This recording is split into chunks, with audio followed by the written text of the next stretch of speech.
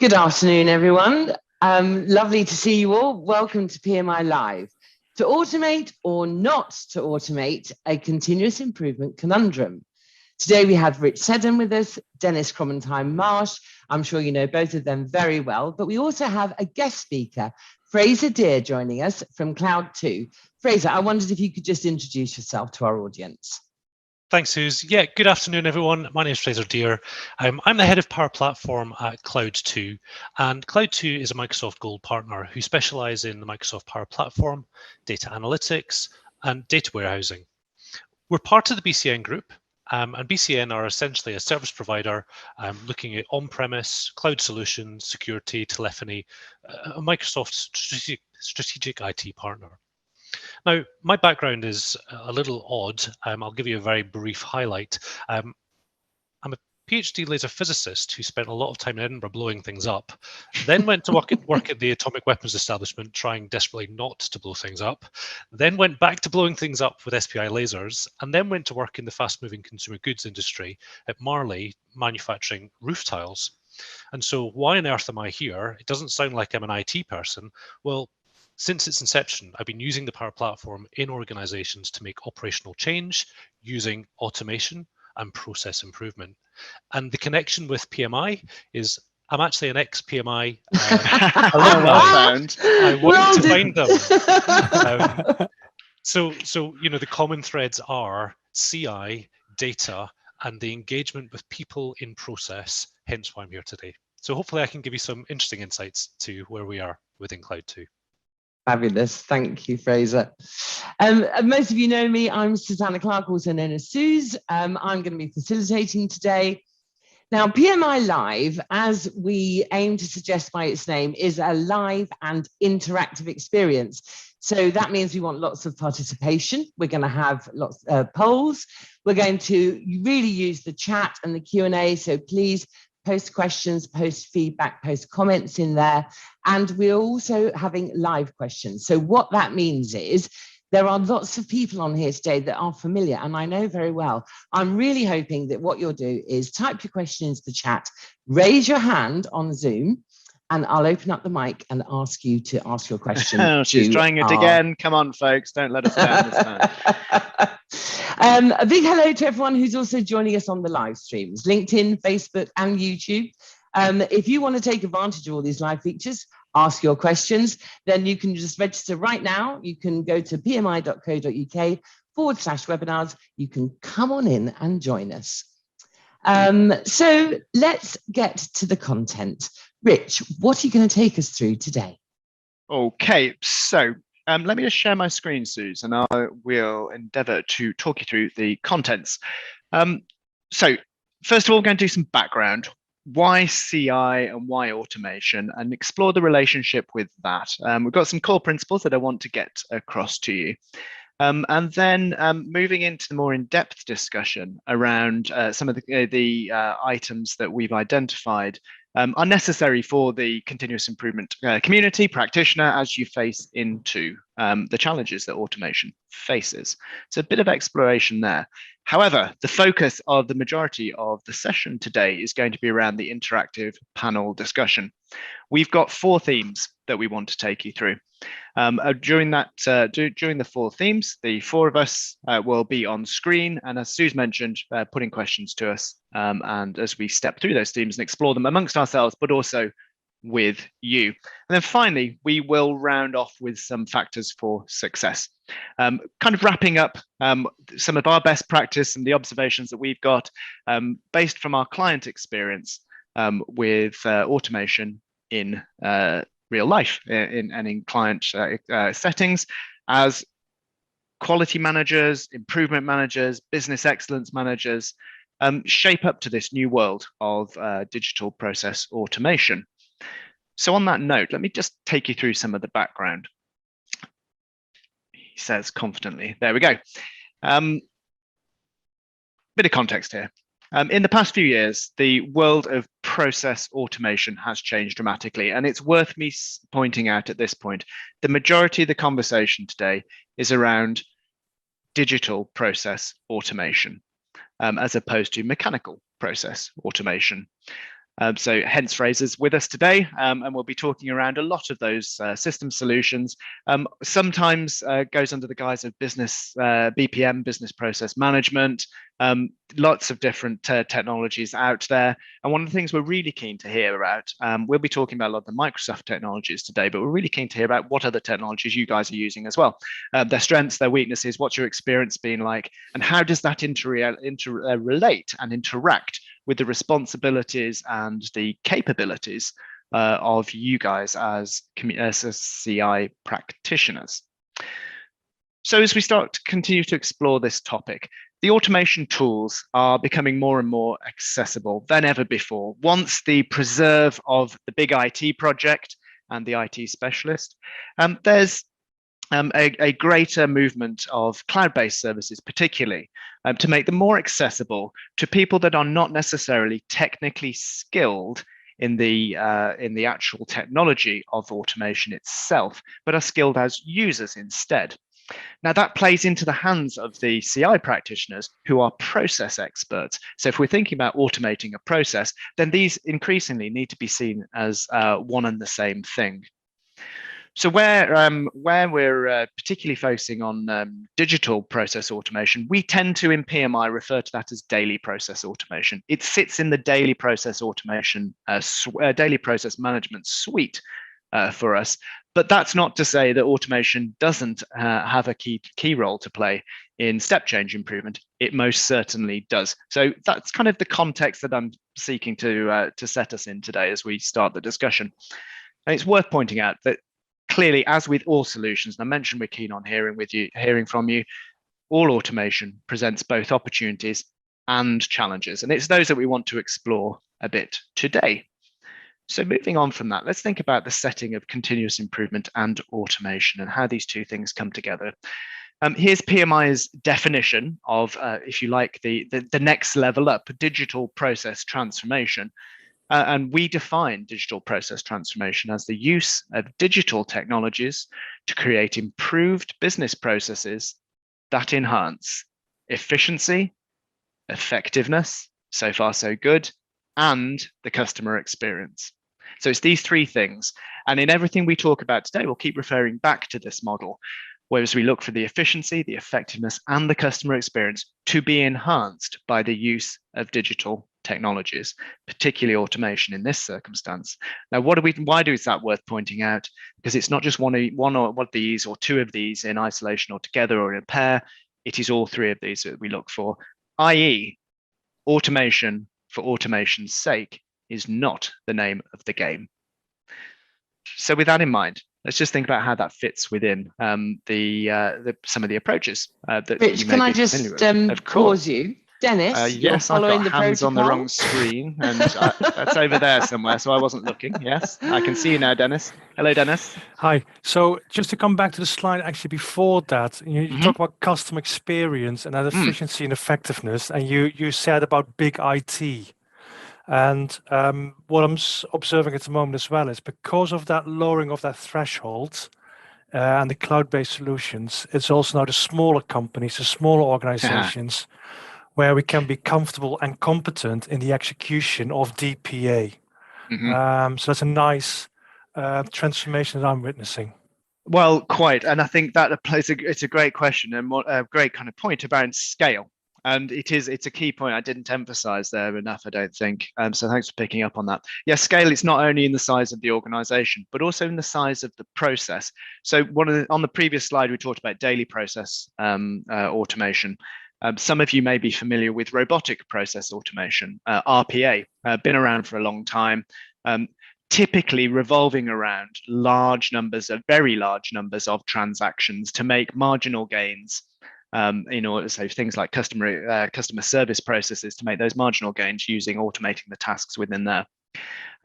With the evolution of some of these technologies that we're talking about today, that threshold has indeed lowered. And I think, Fraser, you'd agree with that. And certainly that's what you see in your world. Yeah, absolutely agree. I think one of the things that we see is because of things like the Power Platform, Microsoft Power Platform, where it's kind of branded as a kind of low-code entry-level activity, within Cloud2, certainly we would always say, if there's low-value tasks that can be automated. I'm not suggesting for a minute you should just get on and do it, but actually that's where to start. Those are the low-hanging fruits. Some of that big IT piece does still have a place, but it's at a place at a different part of the organization, and also at a different skill level for how you start to approach these activities. And I think we'll get into that as we go through the session today. Yeah, and skills and competence are one of the key questions here, aren't they? So yeah, looking forward to that within the panel discussion shortly. Okay, thanks for that, guys. So let's think about how this fits then. Standardize, maintain, improve, the SMI cycle, the basis of daily process management, standardizing a process, establishing the best known way in order to maintain that performance so that you can improve it. Now, where does automation fit in this world? So if we're identifying, sharing, and adopting the best known way, we're proactively identifying and resolving problems before they impact. And on the improve section, we're continually streamlining in order to strip out waste, duplication, inconsistencies every day in order to, previous slide, improve efficiency, effectiveness, and the customer experience. Well, the answer, I think, I'm really interested in your perspective on this. If you've experienced otherwise, we think that automation has a role to play here, here, and here. All three aspects in different ways that we can explore as we discuss the challenges as we go through. But again, I'll keep saying this. Do let us know your perspective on this. If there's any queries on this, we're really keen to explore these topics, particularly from a practical sense as to what it means to you on the day-to-day. So does this resonate? Standardize, maintain, improve, and the items and the text that we've got there. Really keen to hear from you. See hands coming up. Fraser. Yeah, I think the other thing to bear in mind, particularly when we're looking at this slide, is thinking about the single source of truth. Now, some organizations may be very, very good and very well placed at this already. They may already have that sole database that drives everything. But what I'm seeing with the clients that we work with tend to be someone says, oh, I've got 3 Excel spreadsheets. Oh, and by the way, none of them are up to date. And oh my goodness, someone's deleted it. How do we work with that? That's really at the very beginning of this process, right through to organizations that are very, very well versed in this area, but yet still find automation a challenge. So I think there is a huge scale here, and it depends where your organization is and even where you are within your local team as to where you would apply each of these steps. Dennis? So indeed, so to build on both of your comments here is that I'm seeing in my organizations, my clients, where they haven't got digital process automation, they indeed have to first start off with standardize. There'll be 2 different people or 2 different teams or functions who do the same job in slightly different ways. So first back to the old school of process mapping, understanding the differences, and therefore saying, okay, what's the best known way known today, as it says in the left top corner. From there, of course, the manager maintains it there. And then the improve then becomes the creative challenge to say, okay, now what should we automate? I was going to say animate. What should we automate there? And of course, once you've automated it, I think then indeed you start to figure out now we can start using automation also within the act of standardizing and the act of maintenance, where of course we then want to look at the data. So you want to look at KPIs. How do we know that our process is doing what it should be doing? Okay, fantastic. And I think the final conclusion I'd make on this is starting at the standardization, particularly with technology-driven solutions, and we're going to explore this shortly, but particularly with technology solutions, it's the capability of the tech that can sometimes distract. Why start with standardize? It's that age-old analogy of building on a stable platform. If you're building on an unstable platform in any process design, whether it's digitally automated or not, it's not a great place to start. Okay, so before this is, I say promise, I'm pretty sure this is the final slide before we move into the panel discussion. We would like to ask you the following questions in a poll.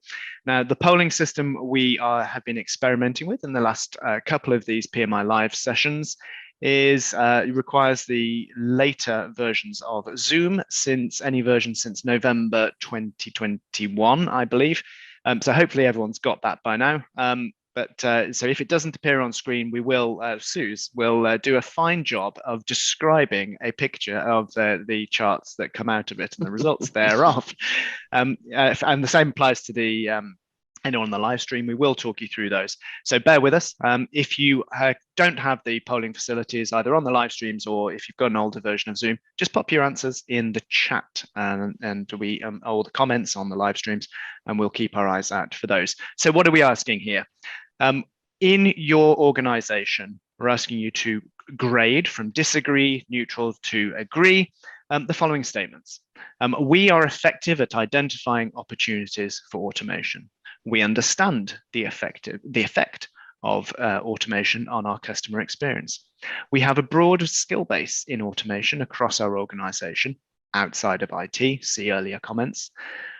We measure the performance of our automated processes, and we have a robust method of review of our automated processes. So Suze is going to open the polling now. We'd like you to just take a few minutes to think about each of those statements and rank them from disagree, neutral to agree. And the reason we're asking you these questions is to feed the next part of the discussion, to feed the panel discussion. It's partly to get a sense of where you guys are at, but also to help us understand what the priorities are that you have and in your organization and where you're sitting. And we will attempt to keep referencing that as we go forward. So thanks, Rich. And obviously that poll's now launched and I can see people are starting to make their selections. So just to remind you, hopefully you can see it quite clearly. There are 3 choices for the answers, whether you disagree with the statement, whether you feel neutral about the statement, or whether you agree with the statement. I have a feeling my screen share may have just done something strange, or is that just me? I think that's just you. Yeah, great. Great to us. Excellent. Good. And as Rich said, if you're having any problems using the poll, please pop your answers into the chat. If you are on the live streams, please pop into the chat for the live streams. We'll aim to pick up everything and put it all together to give you more. No pressure. Yes. Real-time data compilation here. Okay, well, so we're nearly there. If I just last few people, if you just cast your votes, and then I will end the poll and share the results with everybody. Fab, that's great, thank you. Okay, so you should be able to see that now. In terms of the first question, we are effective at identifying opportunities for automation. We've got 26% who disagree, 21% neutral, 53% who agree. The second statement, we understand the effect of automation on our customer experience. We have 26% who disagree, 21% who are neutral, and 53% who agree. Suze, just I think you've read the same ones twice there. So just on to question 1, the results were 37, 21, and 42. You read number 2 twice. It's all right. I apologize because when I hover over them, they look. Never mind your excuses. Go on with it. That's very strange. Just trust me, Suze. It's good. I'll trust you. Okay, I'll go to C. Tell me if this sounds right. So we have a broad skill base in automation across our organization outside of IT. I've got 37% disagree, 26% are neutral, 37% agree. Yep. Okay, good. We concur. Marvelous. We measure the performance of our automated processes. Love doing new things. Disagree 32%, neutral 32%, agree 37%. And we have a robust method of review for automated processes.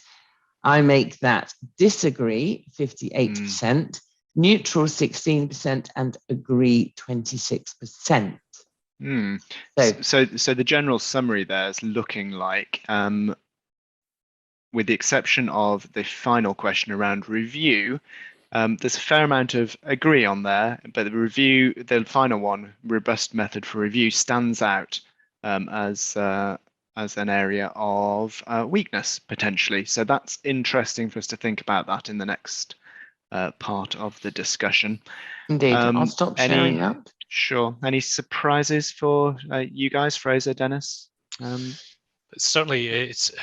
I have to say the last question is always very, very interesting because, you know, a lot of organizations jump on the automation for automation's sake bandwagon, and also, oh, here's some shiny new tech. Let's get it in. Let's get it working. But then a couple of years down the line, or even a couple of months down the line, then go, oh, we didn't think about governance. So I think we will actually cover that in a bit more detail later on in the session. But it's a challenge that I see with many of our clients who want to get started and are very excitable, but haven't really thought through that whole product lifecycle and that whole development lifecycle that comes with automation. Okay, cool. Dennis? The second one, actually, we understand the effect of automation on our customer experience. Yes, now you say that, actually. Yeah, okay. 53% agree. And it's like, wow, I mean, brilliant, absolutely brilliant. But, the question for me always is, are we doing it for efficiency reasons, internal, or truly for that outside, that customer experience, the effectiveness? Are we truly satisfying what our end customer wants rather than the internal customer? Of course, the question, of course, is when we say customer experience, who is the customer? Is it because they can, of course, be internal or external? So that would be my follow-on question, given the size of that agree. And it's interesting you raised that, Dennis, because we agonized over the wording, as we always do on these polls. That one particularly started life out as we understand the impact of organization on our customers, our customer experience. But we changed that word around, and we're talking about effect. What we didn't necessarily mention in here is the benefits to our customers. It's not what we deliberately set out not to ask that question. We're interested in how it does impact customers because of that three-tier model, three-section model earlier on. Okay, so we are now ready to move into the interactive discussion. Let us take you through the 4 themes we're going to discuss here. We'll point out, Suze, we'll be putting these in the chat once we've taken the slides down and moved away from the slide deck as such. So four key themes, and this is where we really want your input here. Number 1, understanding the potential. How do we identify and measure opportunities for automation? Number 2, governing automation, linking to that 5th question there on the poll. How can we control automation whilst not stifling creativity? And what about self-service? Is self-service automation really possible? And number 4, finally, how do we confirm those processes that have been automated to ensure that automation does result in improvement and not just change? Okay, I promised you an end to the slide share. We are going to live up to that promise. And Suze will pop those into the questions as we step through the discussion. So yes, I've just put understanding the potential, which is our first topic, into the chat for everybody. I just do want to say, I've just been asked a question, which is that how can we get a copy of the recording? So great to hear that you're interested. Automatically, we will be sending you a copy of the recording on Monday. Just that's for everybody who has registered with us. So how can we identify and measure opportunities for automation? Fraser, can I invite you to address that first with your thoughts? Absolutely. Thanks, Suze. As with all things, the challenge is not let's just chuck some stuff at the wall and see what sticks. Sometimes that works, but invariably there's an awful lot of expenditure in time and effort by your employees to do it that way. The best way that I've found as an employee of an organization, and also from a consultant perspective working with clients, is starting with a process map, starting with that documentation, PDCA, what is it we're trying to achieve here? Because without that, you can just go off into a rabbit hole. And whilst the technical side of my brain goes, oh, that's exciting, let's get in and about that, the management side of my brain says, well, that's a bit ineffective and actually not really adding value to your organization. So where can we identify and measure opportunities for automation? Start small. What's that low value add task, that email that you have to send every time you go through an activity to somebody else to start something else? What are those simple things you can do to add more time to your day by getting rid of low value tasks? That's where I would start, and map it out, check it, make a plan, work out, ensure that that's what you want to achieve, and then start. Yeah. Don't start before then. I'd just like to build on that point as well, really at a real practical level. Talking about process mapping, one of the things we do with our integrated flowcharts that many of you will be familiar with is not only identify the process steps, but also identify performance or quality concerns with those processes. These days, we tend to also add a third column, which is opportunities for automation. Now, a caution with this, that is opportunities for automation. It is not solutions for automation. In the spirit of good solution and problem definition, be very disciplined about that, because as Fraser made the point there, you can get carried away with the technology capabilities. And being disciplined around what it is we're trying to accomplish is the key to making sure that your solutions for automation are appropriate. Dennis, I'm wondering if you've got a take on the role of thinking particularly about the measurement, around the role of value stream mapping and tools such as that in this arena. Oh, absolutely. So if you think about, and let's not ignore the high volume processes which you may be operating in your business. And that's, of course, where you said earlier, the classical RPA really came to the fore. Let's not ignore those opportunities indeed to figure out how can we automate parts or the whole of those high value, so high volume processes. But also to build on what Fraser said about the low value one, I think because the threshold has been lowered, we can now safely experiment also in smaller organizations with lower volume transactions and still have very effective and efficient automation opportunities. And they're a great way to learn, of course, as well, those low-level opportunities too, not only for the individual, but for the organization as well. What does this deliver to us? How do we need to control it? And what structures do we need in order to do this successfully? Yeah, and to come back to the value stream map, of course, yes, you think about time, you think about waste. So using the rigor of the value stream map, wherever you have delays, wherever you have the inventory, and especially rework. And I'll also use the downtime acronym and the N of non-utilized talents, where Fraser, as the PhD in physics, is doing every day the same emails to his clients going, you know what? I think there must be a better way out there. And I think it's about that, maximizing the brain power on the value add. We've got a couple of questions in the chat. Fraser, I wondered if this be good to hear your view on the first one. There's some concern around some customers. I think this means the end customer rather than an internal customer. They don't really like automation. They feel removed from the organization, that they're not actually talking to a person. What views do you have on that from experience and advice?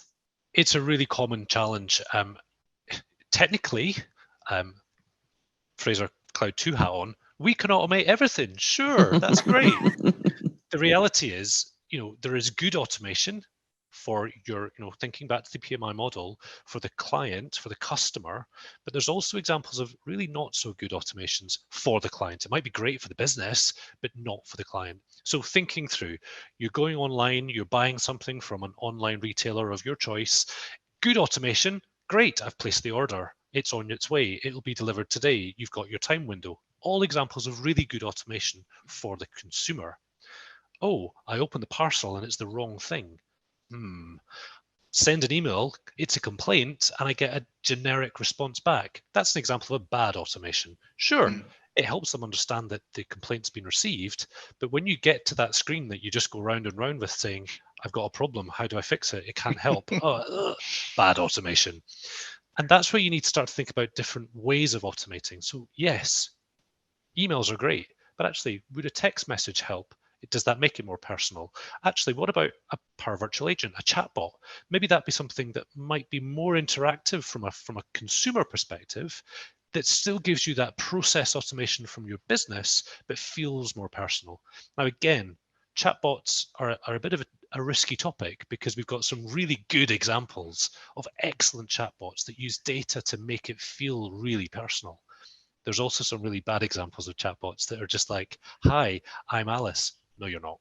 It's obvious. So it's the right tool for the right place, but automation needs to be used carefully, especially around certain contexts, and context is really important.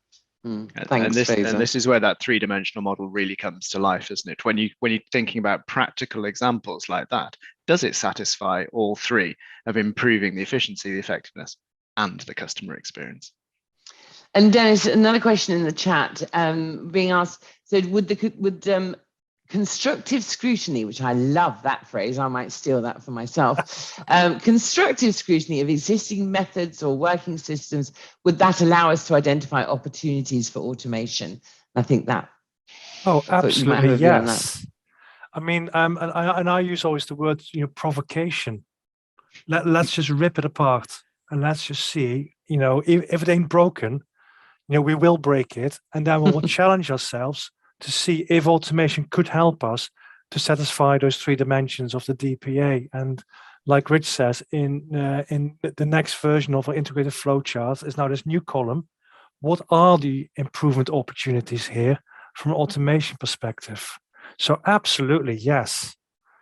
Create that constructive challenge, absolutely. Constructive scrutiny. Oh, scrutiny, yes. Fraser? Yeah, I love that. I love that phrase, constructive scrutiny. I think I'm going to steal that one too. Yeah. In practice, we do that with our clients. We gather that current state map, and then we really go to town on it. Where are the real pain points? How do we make that better internally and for your customer, whether that's an internal customer or an external? And then you can really start to build those pole stars. Where are you heading? Where do you want to go? What's the ultimate aim here? And then start to build your future state maps and so on and so forth, making sure that the value stream map is central to that. Super, thank you. Dennis, I'm just going to move us on, because we can spend all day on each question, but we only have a certain amount of time. I'll stick something in the chat in that case. I'll write something down. Thank you. Please do keep your questions coming. So our next theme for discussion is governing automation. How can we control automation whilst not stifling creativity? And Dennis, I'm going to come straight to you, because I know creativity is close to your heart. Sure, and I'll finish off my message afterwards. So, it's the same challenge that people sometimes say with, we are agile, we want to be entrepreneurial in our business, and people then say believe that means anarchy. Yeah. So first of all, we want to make sure we have a standard in place, not anarchy. And what for me automation does, just like good solid process improvement, is to give us the basis where we take away the noise in our everyday, back to the non-utilized talents, back to the waste, back to the low value everyday slogs that we have to do. That's what we want to take away. So we want to create time and space within the work week. I always give that challenge to whenever I work with clients: where is the time and space to be creative, to be truly entrepreneurial, and make to increase the value to your customer? Okay, thank you. Rich.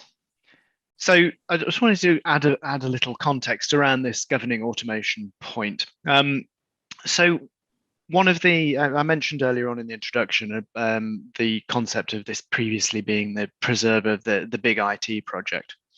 Now, there's a real interesting tension, if you like, between enabling people to be able to innovate and automate within their daily work, and the need for control of what is being automated. And we kind of touched on it earlier on, but it's really fairly straightforward to efficiently and effectively automate a bad process, to efficiently and effectively produce bad results.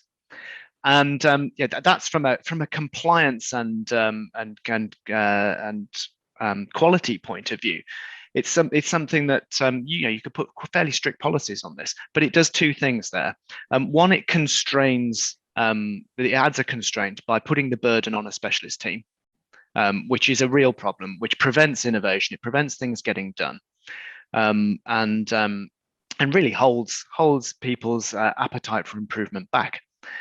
And then the second thing is enabling you to tap into the mass, and I kind of touch this on the next topic, but the mass skill base that you could have and the capacity you could have for automators within your process, within your business, and that it is a genuine tension. Fraser, I know when we were chatting this through earlier on, you raised some interesting tools that are around on this subject. Yeah, that's right. The Microsoft Power Platform, guess what? I'm going to talk about that again, is a really helpful platform for that. If your IT organization is forward-thinking enough to really implement what it's intended for. On one hand, you've got those big business processes that can be automated very, very effectively through the platform. But there's also this concept of environments, which enable the IT organization to create a space where people can play. Now, yes, is that value add? Well, if they don't know how to use it, then obviously, guess what? You're not going to get any value out of it. So actually, it's an effective place that you can create guide rails for your employees to play safely with your business data or without your business data, a copy, a replication, whatever it may be. Now, within those environments, you can create little, you mentioned the word policy earlier on, there's actually very stringent controls over which platforms you can connect to. And the whole thing gets wrapped up in something called the Microsoft Center of Excellence. This Center of Excellence has been around for a number of years, and it's grown over the years and continues to develop as the feature sets grow within the Microsoft Power Platform. And Suze has just dropped a link into the chat there. It'll really help you, whether you're somebody that can see across the entire organization or your IT teams see across the entire organization, to ensure that your citizen developers, whatever you want to call them, the people that are playing locally, creating those low value automations to get rid of some of these tasks, can play, but also you can see what's going on your, your business processes, your critical line of business processes that are actually underpinning some of those main activities that essentially bring cash flow into the organization. Now, that Center of Excellence starter kit is truly a starter kit. You can then build on top of it anything that you really want to dig into, you can see, and you can see absolutely everything. So it stitches together the entire platform into one big global view. Thank you. Thanks, Fraser. Rich, you want to add something? Yeah, just a very brief point about this, because it's a prediction rather than one that I've got evidence to support at the moment. I think we're just about on the cusp of this kind of governance and process governance falling firmly into the remit and indeed being on the radar of your ISO 9001 auditors. We all know about the dances you can play with the auditors, but in order to present this and tell the story that you want to tell. But this is going to become a key area, and how that visibility, how that process governance from a rigorous point of view of ownership management, how up to date they are, version controls, and all of that kind of stuff. When you're faced with a vast plethora, what a fascinating new challenge. Definitely. Good luck to the auditors. Theme 3 is what about self-service? Is self-service automation really possible? Rich, I don't know if you want to share your thoughts on what you were thinking behind this theme. So in the marketing material you'll read about from many of the automation tools, they talk about low code, and indeed some talk about no code automation. There are, as with all things, there are degrees of truth in that, and degrees of possibility with that. So one of the questions we regularly get asked is this self-service really a thing? So is it really possible to devolve responsibility for developing automated processes to people that are not necessarily technically skilled in doing them?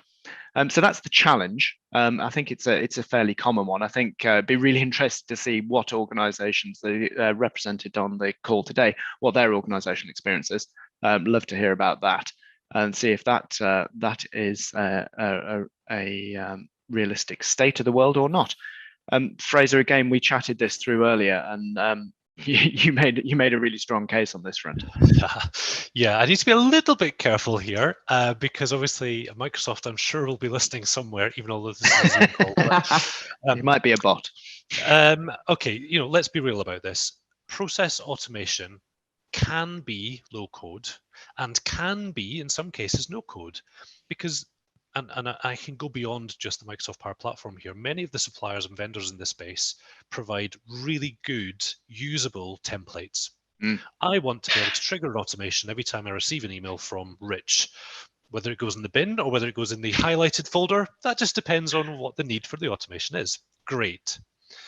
Is that going to lead you to a automated business? No, it's not. It'll take you so far.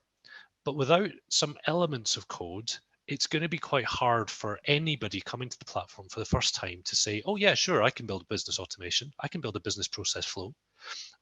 Some things like approvals. Yep, you can absolutely do that within the platform, drag and drop, because actually it's pre-configured. Now, there's two parts to this that I would suggest.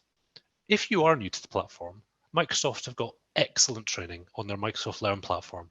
So you could come to it with absolutely no skills whatsoever, and in, let's say, 8 hours with dedicated training courses, which are easily accessible, you could actually become quite adept at some of the drag and drop technologies.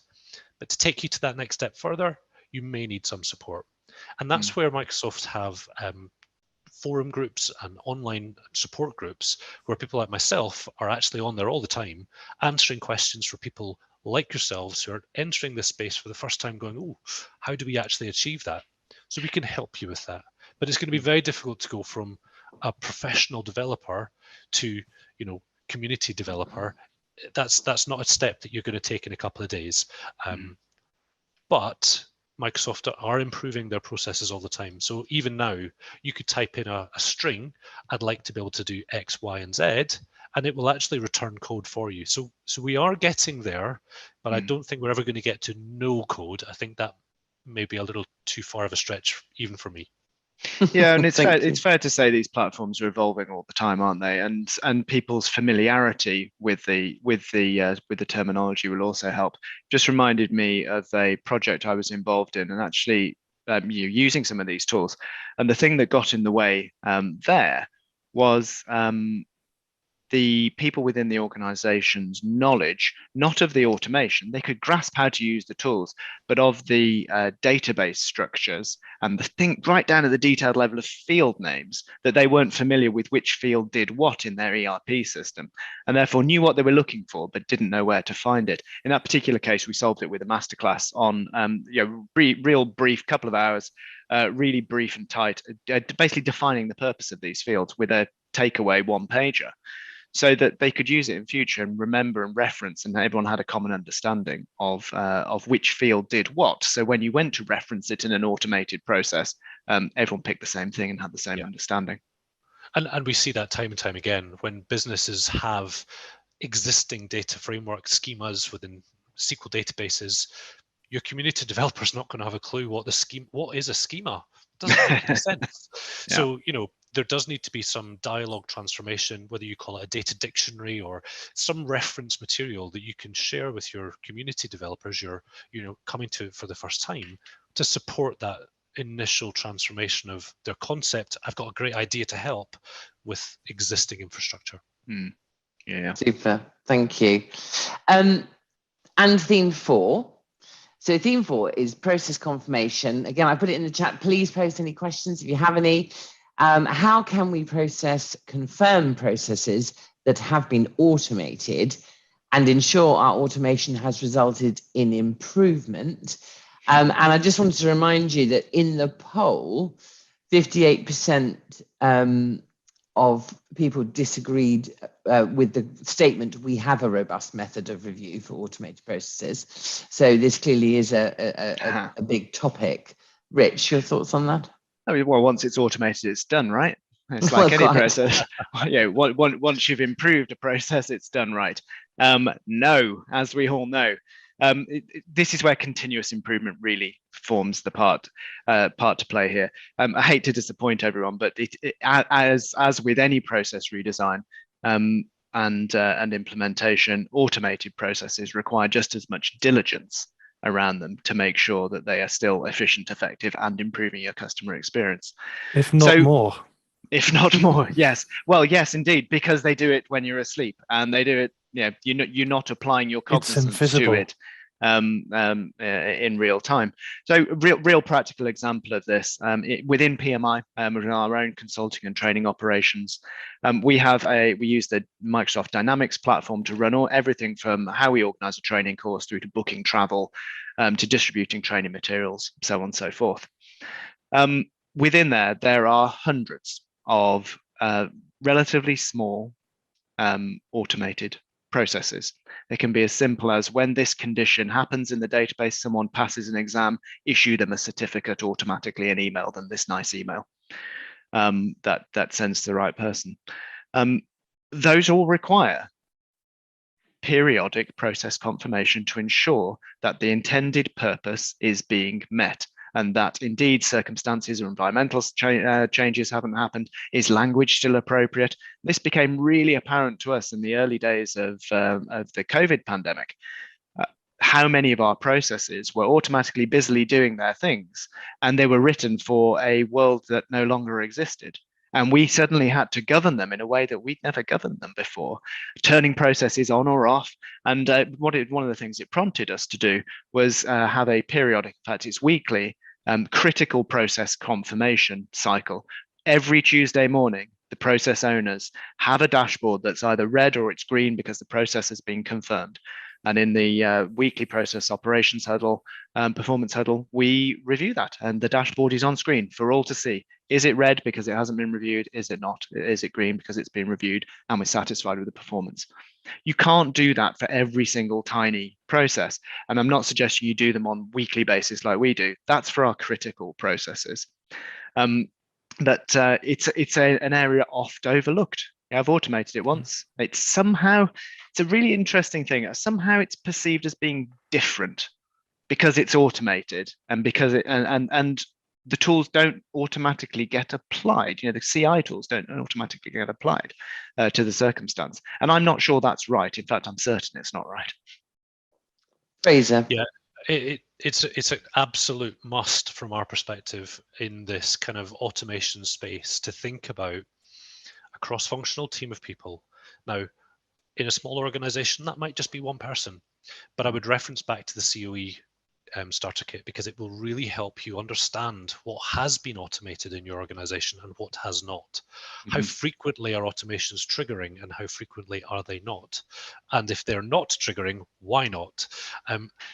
The other thing to bear in mind is, again, and I talked about this a little bit earlier on, you're going to have people within your organizations building up, and you're going to have the IT organizations building down, and at some point they'll join. There may be siloed developments where same people are doing similar things in different spaces. You need to have full visibility of the entire automation space and think about it like a product. Each automation should have a product lifecycle. This is something new, someone's playing, no problem at all. Actually, this is starting to mature. Do we need to look at code in here? Do we need to think about, a catch statement for errors? What do we do if? How does that impact when? Then you move into something that's production ready, something that's really sophisticated and really got all the bells and whistles, because when it does go wrong, we've established that it's fully functional. And that's really the kind of point that I'm laboring here, that you need to think about that at the beginning. Because if you think about that after you've started, you're going to be in a mess. So those guide rails are really important for your IT organization to set out at the outset, so your team can be as effective as possible. Yeah. And Dennis, your thoughts? So back to that last point that Fraser made, that building and starting from the beginning. And let's not forget that before is a change and improvement, we need to have a baseline. What does the day look like? Back to the value stream map, back to your cycle times. How many FTEs is it taking? How many errors are we making? Yes, what's our dare we rework look rate? back? So often that gets forgotten. Like, when you do a 5S activity, we forgot like the photos before, but we've got beautiful photos after. And of course, you don't know then what you're comparing it with. So make sure today you start capturing what today looks like, good, bad, and the ugly. And therefore, you have the measures that you're then going to continue to measure whilst you're doing the automation to say, yes, we can confidently say to the organization that the change was indeed an improvement. Super, thank you. Thank you, Dennis. That's the best link ever to my next slide, as it happens. As if I'm magic. I think you promised us some factors for success. Is this a good point to do that? This is an excellent point to do that. Thanks, guys. So let's just wrap up here. So as Dennis was just saying, what about this baseline? Now, it wouldn't be a webinar with me on it without seeing the 3-question model now, would it? 3 questions. Anyone that's not familiar with it, where on earth have you been? What are we trying to accomplish as the first question? Being really clear, this is, without a doubt, the universal question at any level. Knowing how a change is an improvement demands the theories and prediction before action. This is what Dennis was just referring to there. Where are we today? How we know we're no longer there? What will be the attributes that are different? Think about that model: efficiency, effectiveness, and the customer experience. And doing all of that before going anywhere near question 3, which is what changes that we make that will result in improvement. And in this world, it's what tech can we apply to automate that will result in an improvement. And it is only by knowing the answers to questions 1 or 2 that you can possibly stand a chance of getting to question 3. And as Fraser just linked to there, the PDSA cycle going around the outside, don't be afraid to start small. It doesn't need to be fully functional. That world is increasingly disappearing, where the IT solution gets rolled out on day 1 with everything complete, everything finished. The key is, though, applying the principles of PDSA: safe, known experimentation, piloting, understanding, because you've answered these questions up here, you know whether a change has resulted in improvement and have a way to back out of it or build on it, depending on whether it's successful or not. So just to round off then, be clear on what problems you're trying to solve. Before starting to automate anything, define the problem first. The problem is not the tech is now capable of doing X, Y, Z. Define the problem you're trying to solve and don't get too carried away. Ensure you've got the oversight. Just because it's automated doesn't mean it doesn't require regular review. And take care in the design. As I mentioned earlier on, a badly automated process will efficiently and effectively produce bad results for you and your customers. And before going fully live, as I just mentioned with the PDSA cycle, work out how to pilot. Not just test it, but actually pilot it. Check out perceptions of it within your organization, within your customers, whether they're internal or external. Start small, as I mentioned with the PDSA cycle as well. Don't try and automate every element of the process all at once. Divide it into bite-sized pieces. And frankly, this is something that we see, particularly with the Fraser used the phrase, citizen developers. It can be completely overwhelming because you may not be sure where the errors are cropping up. Just start small, learn, and then grow from there.